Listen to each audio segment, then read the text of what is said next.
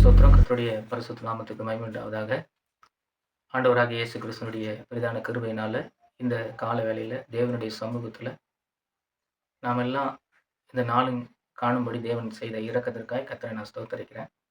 வேதத்திலிருந்து ஒரே ஒரு வசனத்தை இந்த கால வேளையில நாம தியானிக்கலாம்.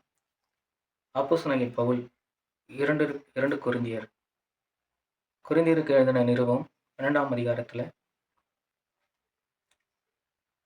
9வது வசனத்தை நாம இந்த கால வேளையில நம்ம தியானத்துக்காக எடுத்துக்கொள்வோம். அதற்கு அவர், என் கிருபை உனக்கு போதும், பலவீனத்திலே என் பலன் பூரணமாய் விளங்கும் அப்படி என்று சொல்லி அப்போஸ்தலனாகிய பவுல் கொரிந்தியருக்கு எழுதும்போது இப்படியாய் சொல்லப்பட்டிருக்கிறது. இன்றைக்கு இருக்கக்கூடிய சூழ்நிலையில இந்த வேத வசனத்தை நாம பார்க்கும்போது, என் கிருபை உனக்கு போதும். கிருபை என்பது ஒரு மனிதனுக்கு போதும் என்று சொல்லி ஆண்டவராகிய இயேசு கிறிஸ்து இப்படி சொல்கிறார். இன்னைக்கு அநேக பேர்கள் இதை குறித்து பார்க்கும் பொழுது, அநேக பேர்கள் சொல்லுவாங்க, எனக்கு பணம் போதும், எனக்கு பொருளாதாரம் போதும் அப்படின்லாம் சொல்லுவாங்க. ஆனா வேதத்துல சொல்லப்பட்டிருக்கிறதான காரியத்தை பார்க்கும்போது கிருபை போதும் அப்படின்னு சொல்லி இதுல சொல்லப்பட்டிருக்கிறது. அப்ப இதிலிருந்து நாம என்ன பார்க்க போகிறோம் அப்படின்னா, கர்த்தருடைய கிருபை ஒரு மனிதனுக்கு கிடைக்கும்போது அந்த மனிதன் எப்படிப்பட்டவனா இருக்கிறான். கர்த்தருடைய கிருபை என்பது ஒரு மனிதனுக்கு கிடைக்கும்போது அந்த கிருபை ஒரு மனிதனுடைய வாழ்க்கையில என்ன செய்யும் அப்படி என்று சொல்லி ஒரு காரியத்தை நம்ம வேதத்திலிருந்து பார்க்க போகிறோம்.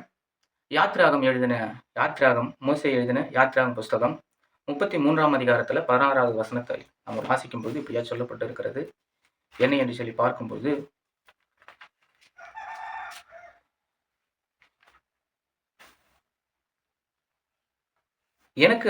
எனக்கும் உமது ஜனங்களுக்கும் உம்முடைய கண்களில் கிருபை கிடைத்தது என்பதை எதனால் அறியப்படும்? நீர் எங்களோடு கூட வருகிறதனால் அல்லவா? இப்படியே பூமியின் மேலுள்ள ஜனங்கள் எல்லாரிலும் நானும் உம்முடைய ஜனங்களும் விசேஷித்தவர்கள் என்று விளங்கும் என்று சொல்லி இதுல மோசே இப்படியாய் எழுதும்போது இப்படியா சொல்றார். எனக்கும் உமது ஜனங்களுக்கும் உம்முடைய கண்களில் கிருபை கிடைத்தது என்பதை எதனால் அறியப்படும்? என் கிருபை உனக்கு போதும் அப்படின்னு வேதத்துல சொல்லப்பட்டிருக்கிறது. அப்ப கிருபை கிடைக்கக்கூடிய ஒரு மனிதன் இந்த பூமியில விசேஷித்தவனாய் வாழ்வதற்கு கர்த்தர் உதவி செய்கிறார். மோசே சொல்லும்போது அதான் சொல்றாரு, உம்முடைய கண்களில் கிருபை கிடைத்தது என்பதை எதனால அறியப்படும்? நீர் எங்களோடு கூட வருகிறதுனால அல்லவா? அப்படி நீங்க எங்களோடு கூட வருகிறதுனால, உம்முடைய கிருபை எங்களுக்கு கிடைத்ததுனால இந்த பூமியில் உள்ள எல்லா மனிதர்களை பார்க்கிலும் நாங்கள் விசேஷித்தவர்களாய் இருக்கிறோம்.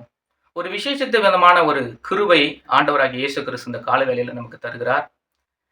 எல்லா மனிதரை பார்க்கிலும் கர்த்தர் நம்மளை விசேஷித்த விதமாய் இந்த பூமியில தெரிந்திருக்கிறார். அநேகருக்கு இந்த வேத வசனத்தை பார்க்கும் பொழுது விசேஷித்தவர்களை அப்படி என்று சொன்னால் என்ன என்று சொல்லி தெரியாது.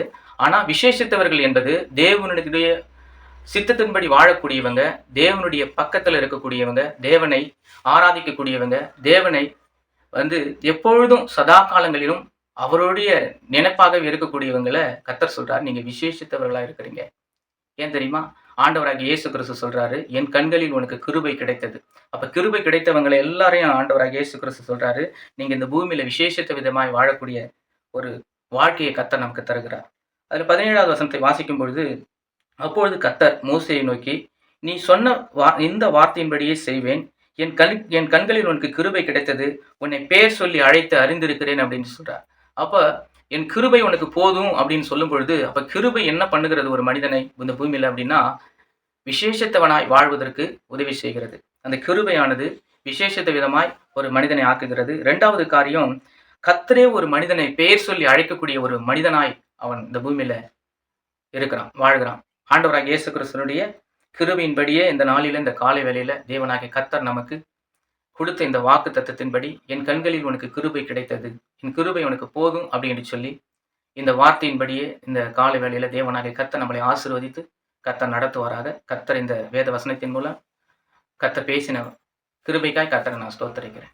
கர்த்தருக்கு ஸ்தோத்திரம். இந்த வார்த்தையின்படி தேவனாகிய கர்த்தர் நம்மளை இந்த காலை வேளையில கர்த்தர் ஆசீர்வதித்து கர்த்தர் நடத்தும்படியாய் நம்ம ஒரு நிமிடம் கர்த்தரை நோக்கி நம்ம பார்ப்போம். ஸ்தோத்தரிக்கிற ஆண்டவரே, உம்முடைய நாமத்துக்கு மகிமைக்கென்று கர்த்தர் இந்த நாளில எங்களை ஆண்டவரை நீர் தெரிந்து கொண்டு கர்த்தர் மட்டுமாய் எங்களை பாதுகாத்து சுகத்தையும் பலத்தையும் ஆரோக்கியத்தையும் தேவனாகிய கர்த்தர் கட்டளையிட்டு கர்த்தர் வழிநடத்துகிற தயவுக்காய்மை ஸ்தோத்தரிக்கிறோம். குறிப்பாய் அப்போஸ்தலனாகிய பவுல், என் கிருபை உனக்கு போதும் அப்படின்னு சொல்லி இந்த கால வேளையில ஆண்டவரே நீர் எங்களோடு கூட பேசியிருக்கிறீர்.